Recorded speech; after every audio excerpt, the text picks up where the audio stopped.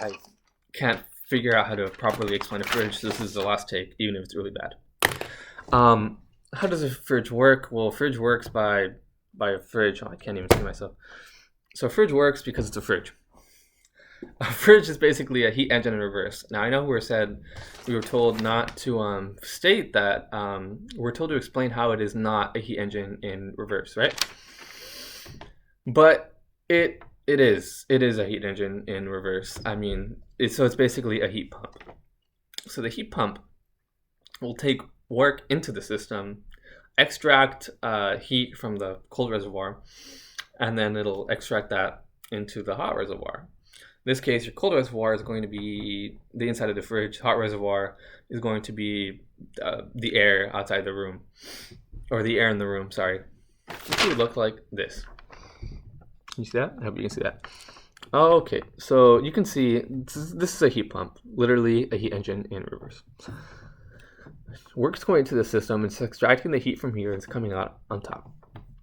In this case, this is one I took from Mastering Physics because I didn't look at the textbook yet. So in case you have like work 20 joules coming in, you're extracting heat or energy of 10 joules from here. It's going up and it's being extracted to 30 joules up there. So that's what it would look like. That's what your heat pump would look like. That's how the fridge would look like. But how does it work? So the reason why this is able to all happen, the reason why a fridge is able to work is because it has to meet certain constraints for the temperatures. So fridge uses coolant for this. I mean, because you can't just cool the system down by, I don't know, blowing air. You just can't. You have to use a certain thing. So an external work, like a coolant in this case. So the coolant, I had to write this down. So the coolant, when it's released into the system, the coolant is then compressed. That's a big shout out. The coolant is then compressed. And you could think of this compression as work being done on the system or on the coolant. So the coolant is compressed, and when the coolant is compressed, its temperature rises, and it rises to a higher temperature than what is in the system or what is in the air outside, for example. So now it's really hot, and then it leaves the system. So through the back of the fridge. So when you touch the back of the fridge, it's hot, right? Because it's coming out and it's going out into the air.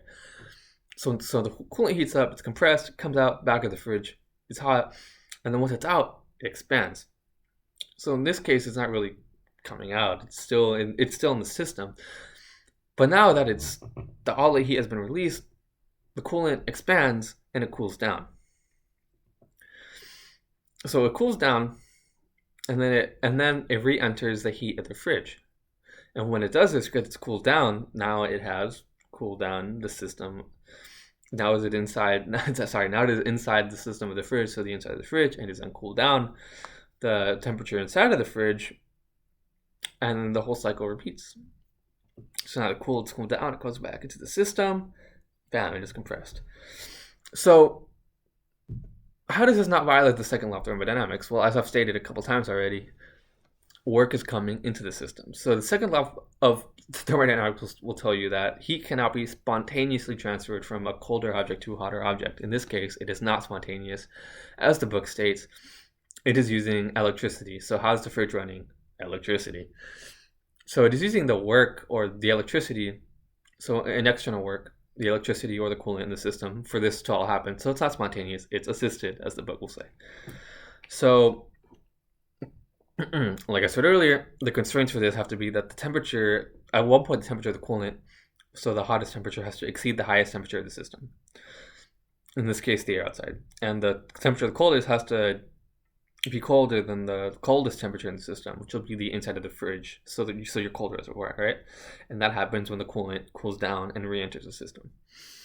So we can take a look at this, right? This is a PV diagram for all this, which I found online. This is a really basic one.